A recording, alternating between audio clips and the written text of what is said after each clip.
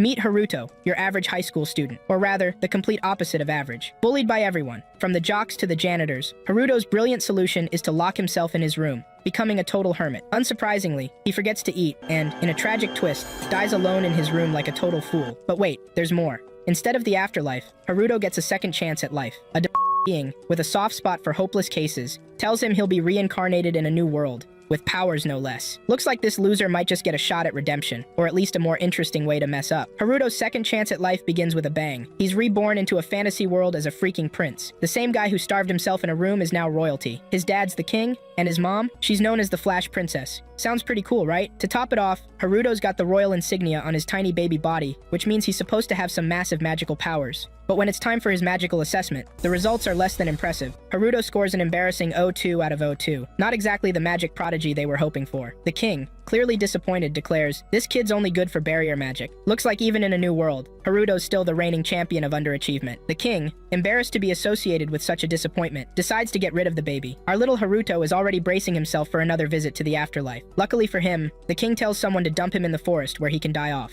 What they don't know is that the divine who reincarnated Haruto didn't just give him a second chance, she secretly packed him with some serious power-ups. The new baby soon finds himself in the woods, but after hearing the king talk about barrier magic, Haruto decides to give it a try. He envisions his magical debut, gives it a go, and boom, he's out of the baby crib like Houdini in diapers. Feeling pretty smug about his newfound powers, he's busy giving himself a mental high five when suddenly, a fiery Fenrir stomps out of the woods, looking at Haruto like he's the appetizer. The beast lunges, jaws snapping, but luckily, Haruto's barrier magic holds up. Determined to take out the beast, Haruto attacks with a few cubes of barrier magic to no avail. But then, he tries hitting the Fenrir with a bunch of trees. Remember, this is a baby we're talking about, and he's already capable of all this without even moving a muscle. Figures the best way to finish things off is to drop a giant boulder on it. Just as the massive rock is about to flatten the beast, he suddenly hears the Fenrir whimper. Haruto decides to spare the Fenrir, who then tells him that she only wanted to eat him to replenish her mana, but had no idea Haruto would be so strong. Since Haruto can't speak, he uses his barrier magic as a sound transmitter, which he combines with his throat to produce his voice. The doggy is shocked when the baby replies to her. Coupled with the amount of mana coming from his body, the Fenrir asks if Haruto is the Demon King reincarnate. Trying to act cool, Haruto admits that he is indeed the Demon King. The Fenrir, whose name is Flay, accepts defeat and suggests that Haruto kill her. However, Haruto is not one to do such a thing. He promises not to hurt Flay, as long as she promises to do the same. Upon hearing this, Flay decides to become Haruto's servant so she can protect him. But then, hunger strikes. Haruto falls to the ground, and since he's just a baby, he's going to need some breast milk. Flay, having sworn to do everything to serve Haruto, decides to take on her human form. And let's just say, this transformation leaves her with nothing on. Haruto, being the gentleman that he is, quickly uses his magic to create a cloth for Flay to wear. However, there's one tiny problem. Flay can't produce milk since she's not a nursing mother. Just then, Flay notices someone approaching them. She's ready to take out whoever it is, but Haruto tells her to ask the person what they want before making a rash decision. He tells Flay he's there to retrieve the baby, because apparently everyone wants a piece of Haruto's royal cuteness. Flay stands her ground, insisting she can't hand over the baby because she's his loyal servant. The warrior, unimpressed, drops the bomb that the baby actually belongs to his relative, and he's not thrilled about how Haruto's been treated. To sweeten the deal, he whips out a wine sack of breast milk, like it's some sort of magical elixir. Haruto's eyes light up like it's Christmas morning, and he immediately jumps on the opportunity, begging Flay to accept the offer before he dies of hunger. The man then makes Flay an offer. If she doesn't want to leave Haruto, he promises to take her on as a personal attendant, so she can continue staying with the baby. Flay agrees to the offer, and together, they leave the woods. Fast forward 9 years, and we find out that the man who saved Haruto is Margrave Gold, and he's been taking care of the little guy ever since. Haruto never had the intention of staying long, but he just couldn't resist the care and comfort that was provided to him. He's getting along well with everyone, but there's one person who's not exactly thrilled about his presence, Gold's daughter, Charlotte. For some unknown or weird reason, Char has refused to talk to Haruto, but Gold's wife always tells Haruto not to let Char's behavior bother him. Let's just call her Char from now on, shall we? Haruto's mom tells him to do something special for Char, and this might just change her attitude towards him. Meanwhile, Haruto has a secret. He's been making a copy of himself, which is going to replace him when he finally decides to leave the house. But here's the catch. This copy is more like a malfunctioning robot than a human. The clone can't even move or speak. Later on, the Margrave decides to teach Haruto how to use the sword. Since his father is a seasoned warrior, and Haruto believes he has no chance, he decides to use a barrier to make up for his poor physical ability. Haruto dashes towards Gold, but the man manages to dodge at the last minute. He's shocked because what Haruto just displayed is more than his supposed level. Gold then tries to hit Haruto, but he dodges it too. Unknown to them,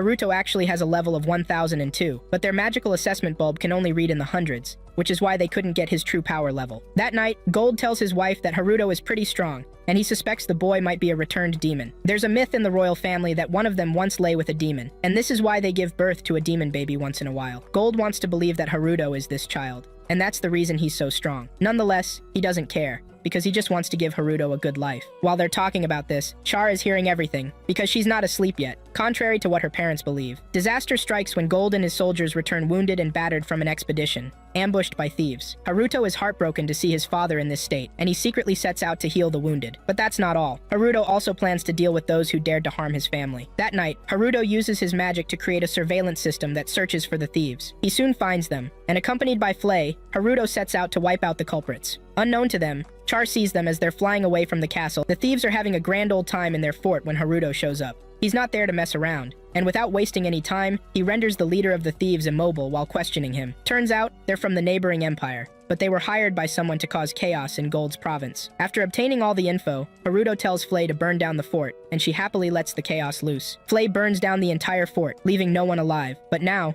it's up to Haruto to figure out who actually wants to harm his father. Later on, Gold hears the news and starts to wonder who might have taken care of the thieves. Since the fort was burned down, he suspects that Flay is the one who did it, and Char, who saw Haruto and Flay fly away that night, knows the truth. Haruto must have been the one behind it all. Char then runs over to Flay, asking her if there are two Harutos. It turns out that Char had entered Haruto's room after seeing him fly away with Flay, and she was surprised to find Haruto sleeping in his bed. Being the clever girl that she is, Char has figured out that the Haruto sleeping is nothing but a copy. Flay then admits that there are two Harutos, and she uses this opportunity to talk about how extraordinary the real Haruto is. After the talk with Char, Flay tells Haruto all about it. Haruto then decides to set up surveillance on the girl, so he can monitor her movements. And it works like a charm. Char keeps following Haruto around like a bug, wherever he goes. Meanwhile, Haruto has given Flay a task to keep the monsters in the province under a leash. He does this because Char and her mother will soon be going on a trip, and sure enough, not long after, they set out on their journey. But it's not long before they're attacked by bandits. Luckily, thanks to the surveillance Haruto has on Char, he's notified of the attack. Natalia, Char's mother, wonders what Imperial soldiers are doing in the province and why they're being attacked. As Natalia and Char try to escape from the soldiers, Haruto is able to direct Char, using his magic. Natalia is shocked to see her daughter providing directions, and she starts to wonder if there's someone helping them. Natalia and Char are directed to the edge of a cliff, and surprisingly, Natalia is told to jump off. Without hesitation, she jumps, carrying Char, but she cushions the fall effect with her magic. Soon they're led to a cave that seems to be well hidden with magic, as if someone had put it there before their arrival. Once they're safe, Natalia tells Char to stay inside and remain quiet while she tries to find out who's helping them. Natalia runs out of the cave to discover that it's hidden using illusionary magic, but the soldiers now have her in their sights,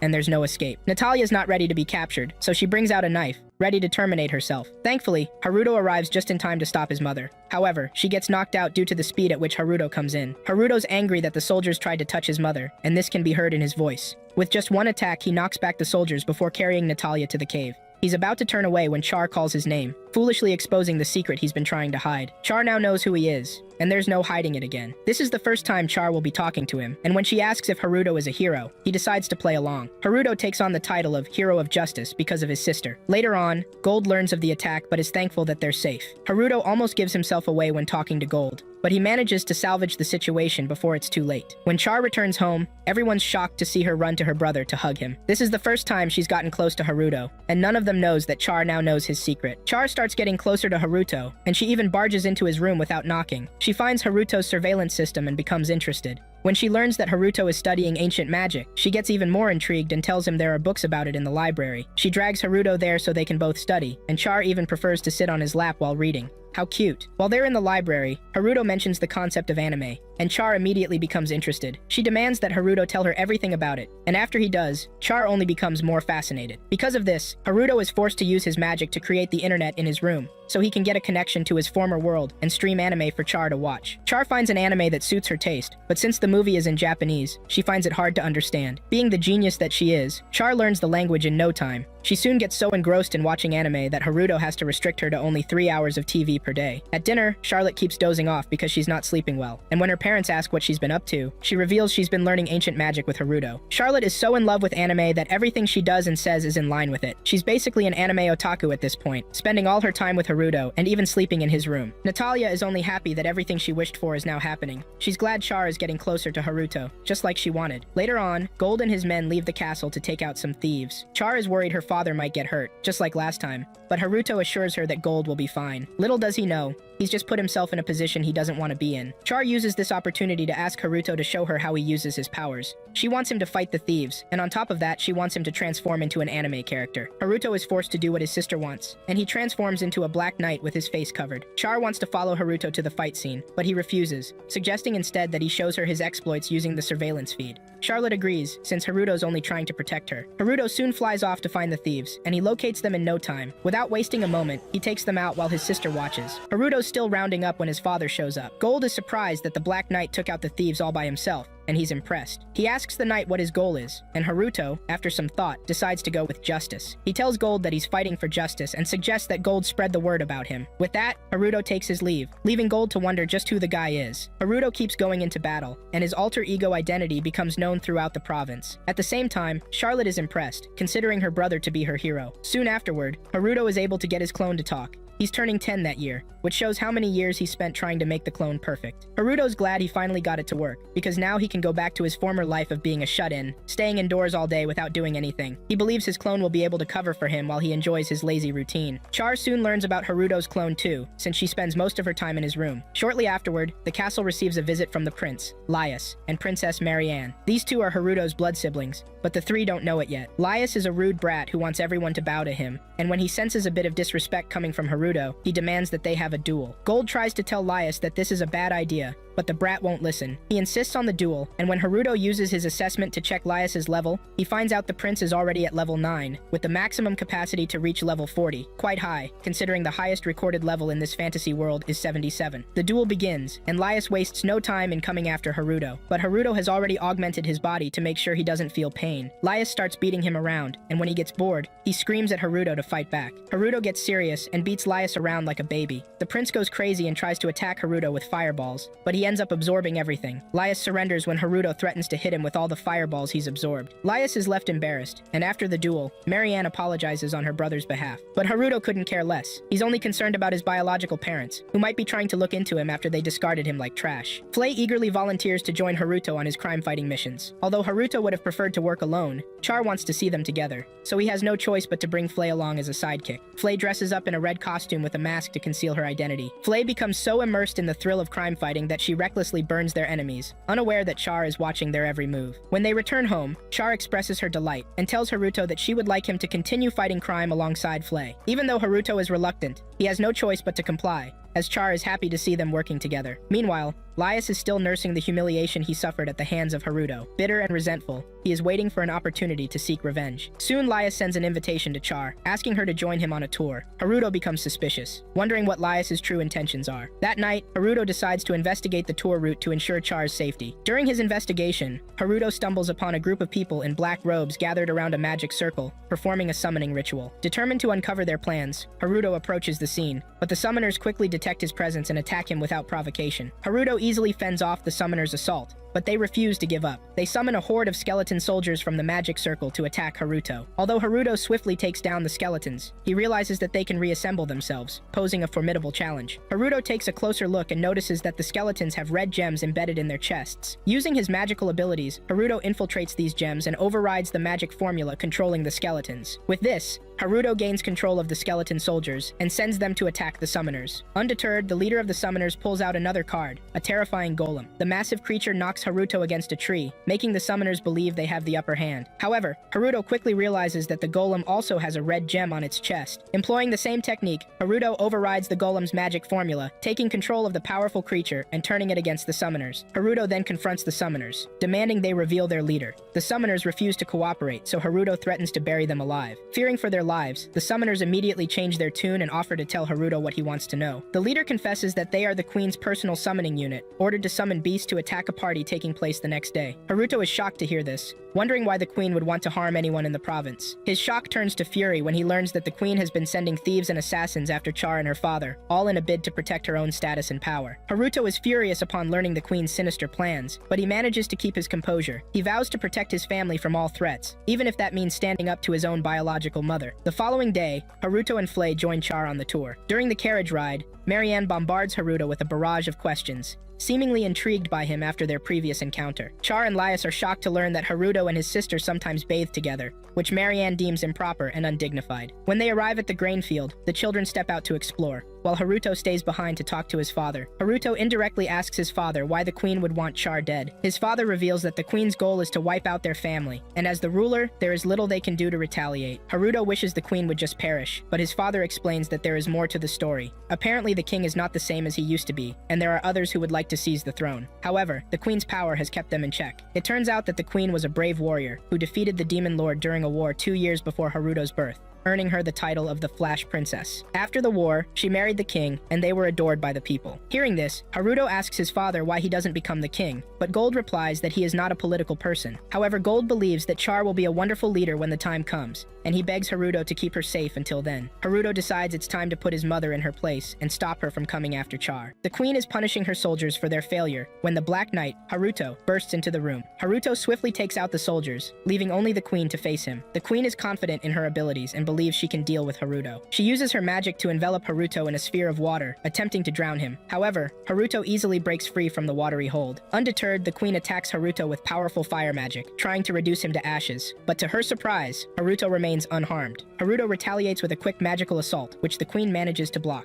Realizing Haruto's strength, the queen exclaims that even the Demon King wasn't as powerful as him. Determined to defeat Haruto, the queen decides to use the same sword she used to behead the Demon King. The queen lands a few good hits and manages to pin Haruto to the ground, declaring herself the strongest in the world. But the moment she says this, Haruto replies that he has nothing to worry about and knocks the sword out of her hand, rendering the queen powerless. Forced to submit, the queen asks Haruto who he is. In response, Haruto places a magic restriction collar around the queen's neck, warning her that attempting to remove it will result in her head exploding. Haruto then tells the queen that the collar will only come off when he forgives her for the crimes she has committed, effectively making her a slave with no recourse. Haruto leaves the queen to ponder her choices, realizing that she is now at his mercy, and there is nothing she can do about it. Thanks to Haruto's intervention, Gold's province has enjoyed a peaceful 5-year period. Now 15 years old, Haruto remains close with Charlotte, who even suggests some magical tricks he could try. Eager to impress her, Haruto demonstrates one of the spells, creating a large visible crater in the ground. Just then, Gold and his wife arrive on the scene. To prevent any suspicions, Haruto quickly conjures an image of the Black Knight, who then flies away. Seeing the Black Knight is enough to allay any doubts Gold might have had. Gold then informs Haruto that there have been rumors in the capital about the queen wearing a slave collar, suggesting Haruto's plan has succeeded. However, just as Haruto thinks he can finally stay home,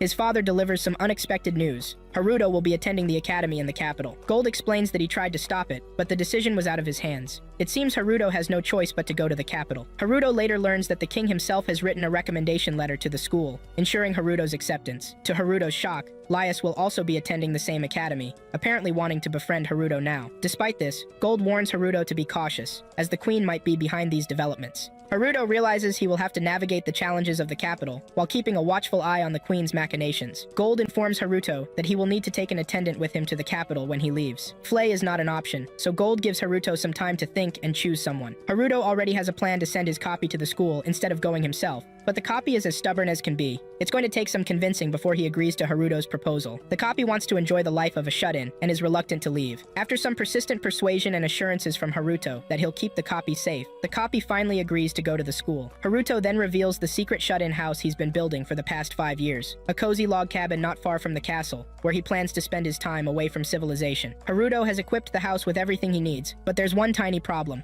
Charlotte will still have to come around. She gets to watch anime at the house, and Haruto has no choice but to concede. Haruto soon develops teleportation magic and wants to test it out. He opens a portal and asks his copy to come through, but the wise copy refuses, knowing Haruto is using him as a guinea pig. Flay, however, doesn't hesitate. She jumps through the portal, grabs the copy, and drags him back, confirming that the teleportation works. With this test successful, Haruto is now confident in his magic, but he still needs to find an attendant to accompany him to the capital. Pondering the attendant issue, Haruto decides to step out and clear his head. During his walk, he finds himself at the secure location where he had created the skeleton soldiers. The skeletons are overjoyed to see their master, and their leader, Johnny, welcomes Haruto like a king. The skeletons have now become known as the Bony Army. To Haruto's surprise, the skeletons have thrived in his absence, creating a well-organized civilization for themselves. They have established farms to grow crops, and even provided shelter to stray monsters, transforming the area into a comfortable habitat. Haruto considers giving Johnny a physical body by adding flesh to him, but he quickly realizes that the talkative skeleton would drive him mad. Evading Johnny,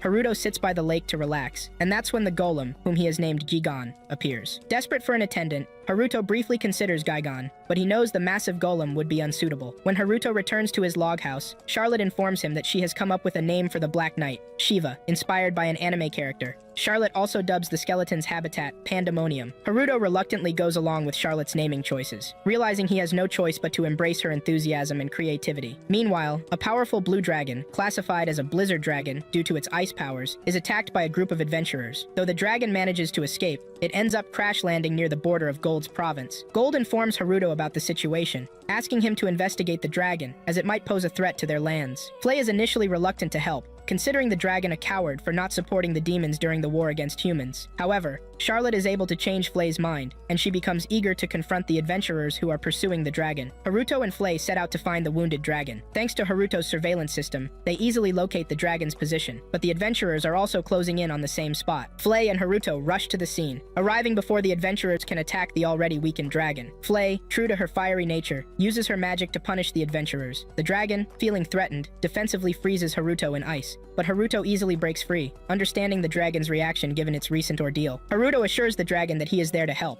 not harm it. The dragon is shocked to see a demon serving a human. She asks Flay to explain why she chose Haruto as her master. Flay ends up telling a long, elaborate story, which leaves the dragon convinced that Haruto is the reincarnation of the Demon King. The dragon then apologizes for not fighting in the human-demon wars, explaining that she is not the type who enjoys fighting. Apparently, the dragon has been a reclusive shut-in, living in her cave for the past 300 years. One day, she found a book left behind by an adventurer and became fascinated by it, reading it over and over until it wore out. Craving more knowledge, the dragon transformed into her human form and started regularly visiting the city library to borrow books. Her cave soon became a mini-library, and the dragon gained vast knowledge from her reading. However, she was eventually discovered by adventurers, forcing her to flee. Flay is moved by the dragon's pitiful story and sheds tears, finally acknowledging her as a comrade. Haruto then introduces himself to the dragon and gives her the name Liza. Agreeing to become Haruto's servant, Liza transforms into her human form, which Haruto quickly covers to avoid a repeat of the Flay incident. When it's time to return to the castle, Haruto and Liza fly back. Flay is already growing jealous, worried that Liza might come between her and Haruto, while Flay is forced to run. Upon returning to the castle, Haruto introduces Liza to his family. Since Liza will be staying as an attendant, just like Flay, the latter decides to put her through the basic duties of a maid. Flay takes Liza outside to teach her how to sweep, but to her surprise, Liza is already skilled at it. When it comes to doing the dishes and cooking, Liza proves to be far more competent than the clumsy Flay. Flay soon realizes that Liza is a better maid in every way. Liza is then assigned to take care of Charlotte, and the two get along wonderfully. Charlotte, being interested in magic, is delighted when Liza teaches her the basic spells. Liza's genius allows Charlotte to quickly grasp the lessons, and the two become close friends. Haruto realizes that Liza would be the perfect attendant he's been searching for, but there's a problem. Liza and Charlotte are now inseparable, and Haruto doesn't want to tear them apart. However, Haruto comes up with a solution. He can open a gateway from the castle to the academy, allowing Liza to switch between the two locations as needed. With the attendant issue resolved, Haruto now needs to focus on getting expelled from the academy as quickly as possible. When Charlotte learns that her brother is going to the academy, she immediately calls for an emergency meeting, determined to be involved in Haruto's plans. Charlotte calls an emergency meeting, inviting Flay, Liza, Jigen, Johnny, and herself. She believes Haruto will face many evil people at the academy and wants to help him prepare. Inspired by her anime knowledge, Charlotte decides to name their group the Knights of the Round Table. Later, Liza asks Haruto if it's true he'll have to confront evil syndicates at school. Trying not to hurt Liza's feelings, Haruto admits it's true, claiming he's going to the academy to fight off the bad guys. But in reality, Haruto's only goal is to get expelled as quickly as possible. During a cleaning session, Charlotte asks Flay why her maid outfit is different from the others. Flay reveals that her ample bosom is too large for the standard uniform, so she has a custom-made outfit. Charlotte, always interested in flight magic, asks Flay to teach her. Unfortunately, Flay herself cannot fly, and her attempts to demonstrate her abilities only result in her hopping around like a bunny, much to Haruto's disappointment. Realizing Charlotte is serious about learning to fly, Flay rushes to inform Haruto, who already has something prepared for a situation like this. Haruto provides Flay with a flying device he has created, overjoyed by the experience. After this, the group heads out for their bath. During this time, Liza tells Haruto about her days as a reclusive shut-in, which Haruto can't help but be envious of. as it aligns with his own dream lifestyle. To please the girls, Haruto builds a luxurious bath for them. He also creates a magic assessment crystal to check their mana levels, which is more powerful than the ones used in the kingdom. When Charlotte touches the crystal, Haruto is shocked to see that her max mana level is an astounding 61, far exceeding even the queen's level of 44. This explains why the queen wants to eliminate Charlotte, as she poses a threat to the queen's supremacy. Charlotte then reveals that her mother has already placed a seal on her, which may prevent her from reaching her full potential. Haruto decides not to share his own mana level with the girls, knowing they would be overwhelmed by it. As the time comes for Haruto to leave, Flay is heartbroken that Liza gets to accompany him while she is left behind. Meanwhile, Lias and Marianne have heard the news of Haruto's arrival in the capital. Lias is eager to get to know Haruto better, but their mother, the queen, overhears their conversation and becomes enraged. The queen aggressively confronts Marianne, grabbing her by the neck.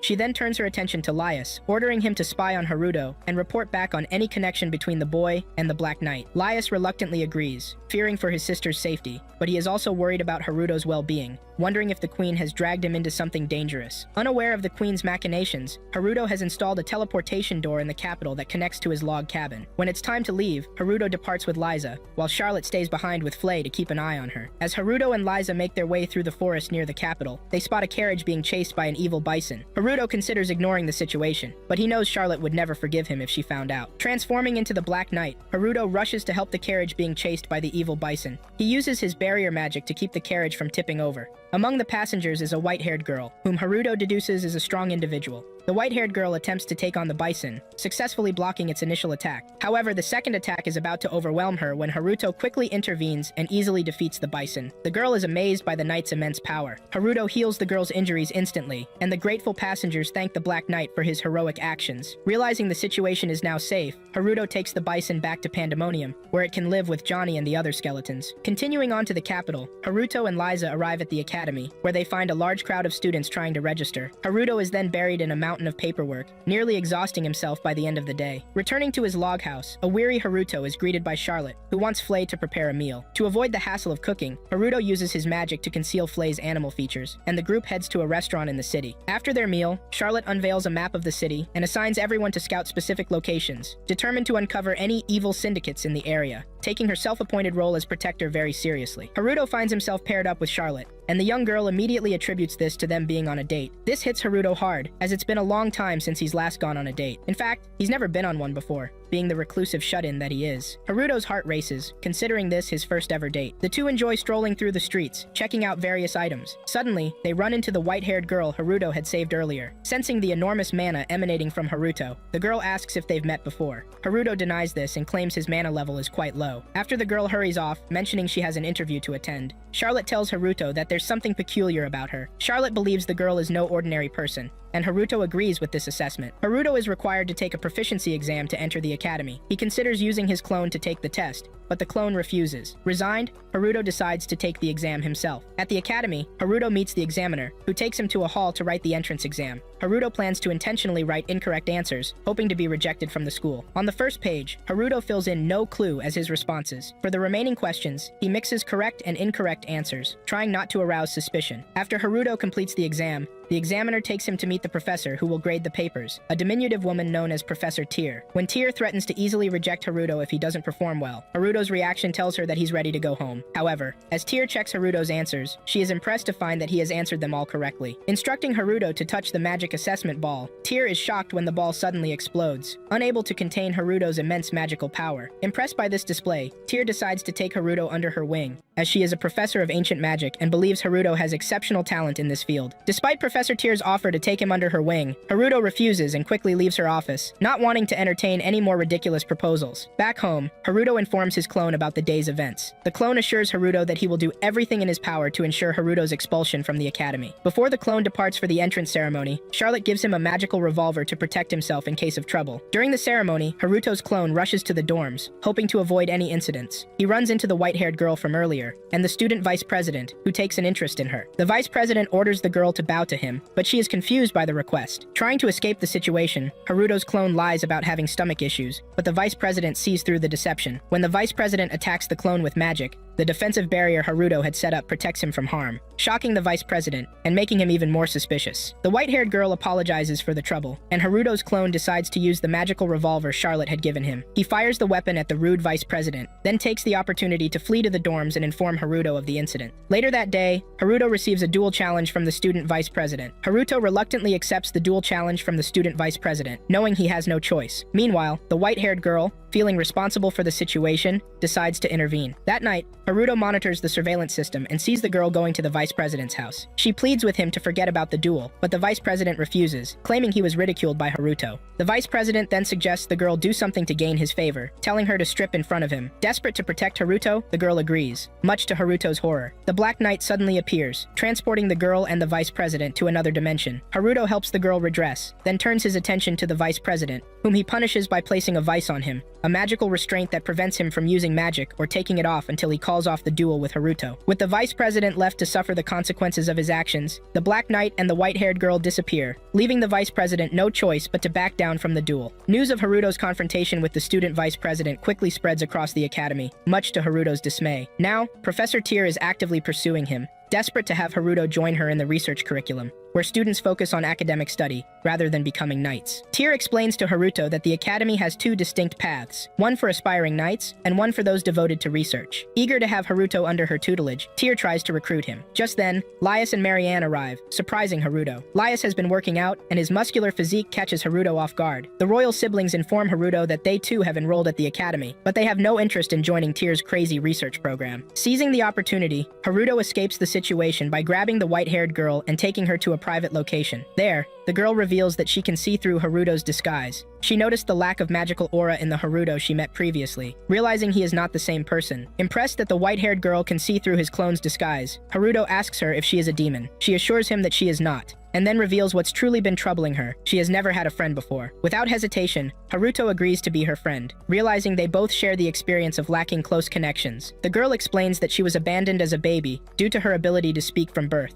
which was considered strange and frightening. She was passed from home to home until a monastery took her in, but the person caring for her there died when she was just 5 years old, leaving her isolated ever since. Haruto, also lacking friends, sees this as an opportunity to forge a meaningful connection. The girl is overjoyed that Haruto has agreed to be her friend, marking a new chapter in their journey. Meanwhile, Flay is telling Charlotte about the Demon Lord, narrating how he had the vision to unite humans and demons. When the Flash Princess came for him, he ensured his people's safety, which allowed the princess to ultimately defeat him. Flay believes the Demon Lord plans to reincarnate as a human one day, and she is convinced that Haruto is the Demon Lord's reincarnation. Flay notes that the Demon Lord had a habit of abbreviating names, just as Haruto does. She also reveals that the Demon Lord's name was Iris Philia, which happens to be the name the white-haired girl, Iris, has just shared with Haruto. Despite the intriguing coincidence, Haruto and Iris decide not to dwell on it for now, and Iris follows Haruto back to his dorm to discuss their class schedules. At the dorm, Haruto finds Charlotte waiting for him. Char meets Iris and helps Haruto finalize his class schedule. When it's time for Char to leave, Haruto covers Iris's eyes to prevent her from seeing the teleportation door, simply telling her not to worry about the details when she asks how Char disappeared. With Char gone, Haruto and Iris settle down to continue their conversation and planning. As Haruto prepares to begin classes, he finds that Charlotte has placed him in the middle-tier C class, expecting him to excel and move up to the prestigious A class. Char gives Haruto a warm hug before he heads off to school, escorted by his attendant Liza. In the C class, Haruto is given a test, and he intentionally plans to score just 60% to avoid drawing attention. However, his plan backfires when he learns that no one in the C class has ever achieved that high of a score. Consequently, Haruto is immediately recommended for the A class, much to his dismay. Haruto joins Iris and Lias, who are already in the A class. The strict teacher threatens to expel Haruto if he cannot answer her questions. To start the class, she calls Iris to assess her elemental powers, which turn out to be the 4 basic elements. During the lecture, the teacher mentions a peculiar problem, and to her surprise, Haruto provides a solution, showcasing his academic prowess and disrupting his plans to get expelled. The A-class teacher is surprised by Haruto's advanced knowledge of the problem she presented, which deals with ancient magic rather than the modern magic they typically study. It turns out the teacher had received detailed research notes on such topics in the past, unbeknownst to the students, a result of Charlotte's own investigations over the years, which she had discreetly shared with the school. The teacher now wants to know if Haruto is affiliated with the source of these research notes, but Haruto refuses to reveal his sister's secret. Impressed by Haruto's knowledge, the teacher, like Professor Tear, offers to take him on as a student, but Haruto declines. This delights Professor Tear, who is thrilled to hear of Haruto's rejection. Soon after, Haruto finds the student vice president in Tear's lab, seeking her help to remove the magical restraint the Black Knight had placed on him. Tear has been unable to find a solution, and Haruto worries the teacher might discover his clone. In a desperate attempt, Tear slaps the vice president, demanding he reveal who cast the spell. The vice president finally admits it was the Black Knight. Hearing this, Tear turns to Haruto, believing he may have information about the Black Knight, since the knight's first sighting was in Gold's province, where Haruto is from. Professor Tear suspects Haruto's involvement with the Black Knight, as the knight first appeared around the same time Haruto arrived at the academy. Tear's suspicions are growing, but just then, the Black Knight himself appears, telling the professor he has no connection to Haruto, and she should stop investigating him. Excited to encounter the Black Knight, Tear accidentally mentions the secret society the student vice president is a part of, surprising Haruto, as this confirms Charlotte's previous suspicions. The Black Knight reminds the vice president that he will remove the spell once the duel is called off. As the Black Knight is about to leave, Tear attempts to trap him with a binding spell, but the knight easily breaks free. In retaliation, the Black Knight forces Tear to beg, threatening her with an embarrassing situation. Ultimately, the Black Knight makes Tear promise to stop looking into him, and only then does he lift the spell, allowing the professor to rush to the bathroom in relief. After the day's lab work, Haruto asks the examiner, Polkos, about his close relationship with Professor Tear. Polkos reveals that he was Tear's teacher when she was younger, as she has been a prodigy from a young age. Polkos has remained by Tear's side ever since, though he would have preferred her to focus on modern magic rather than her current interest in ancient magic. Later, a drunken Iris falls asleep, and Tear tells Haruto that Iris has a high level of mana, but has not yet developed it. Meanwhile, the frustrated student vice president decides to take matters into his own hands, hiring his family's assassination unit to eliminate Haruto, Polkos, Iris, and Tear. However, the assassins encounter a barrier around the house, which they struggle to break through. Suddenly, the Black Knight appears, launching sneak attacks and creating multiple replications of himself to corner the assassins. The Black Knight threatens to interrogate them until they reveal everything they know. After dealing with the assassins, Haruto confronts the vice president, showing him surveillance footage that exposes the student's involvement in the assassination attempt. Haruto no longer believes the vice president is redeemable and is ready to punish him severely. However, the desperate student grabs a syringe, injects himself with its contents, and mutates into a giant monstrous creature. The transformed vice president punches Haruto out of the building. Just as Haruto is about to engage the monster, he receives a call from Charlotte, who requests that he save the vice president instead of terminating him. Reluctantly, Haruto complies, and a fierce battle ensues. Haruto strategically chips away at the monster's large body parts, noticing that it shrinks in size each time a limb regrows. Unleashing a special multi-sword attack, Haruto defeats the vice president without killing him, leaving the student in a disoriented, animalistic state. Relieved to have protected his clone and the others, Haruto's copy wakes up, and the two discuss the clone's newfound enjoyment of his life at the academy. As Haruto the hero flies off, his clone remains behind, covering for his original self. Meanwhile, the Round Table is also gathering intelligence about the suspicious activities in the capital. Charlotte tasks Flay and Liza with this information-gathering mission. Based on their findings, Char deduces that there is a dangerous situation brewing in the capital, and it is their duty to address it. Char's plan is to infiltrate the academy, gather evidence, and take down the evil syndicate from within. Concurrently, Haruto is conducting his own investigation, having set up surveillance systems throughout to closely monitor the queen's movements, determined not to let her out of his sight, convinced that she is planning something big.